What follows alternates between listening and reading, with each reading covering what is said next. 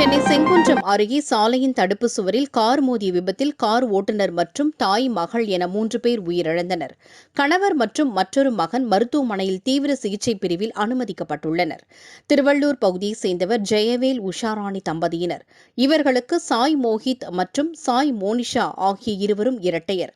இந்த நிலையில் உஷாராணியின் தாய் வீடான சென்னை சிந்தாதிரிப்பேட்டைக்கு வாடகை கார் ஒன்றில் 4 பேரும் பயணித்துக் கொண்டிருந்தனர். அப்பொழுது செங்குன்றம் அருகே அலமாதி என்ற பகுதியில் சென்றபொழுது சாலையில் தடுப்பில் மோதி கார் விபத்திற்குள்ளானது. இதில் காரின் முன்பகுதி முழுவதுமாக சேதமடைந்தது.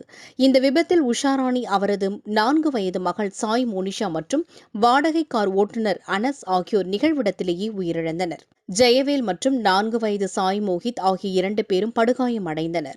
இதுகுறித்து தகவல் அறிந்த செங்குன்றம் போக்குவரத்து புலனாய்வுத்துறை காவல்துறையினர் நிகழ்விடத்திற்கு வந்து படுகாயமடைந்த தந்தை மற்றும் மகன் ஆகியோரை மீட்டு செங்குன்றத்தில் உள்ள தனியார் மருத்துவமனையில் சிகிச்சைக்காக அனுமதித்தனர்.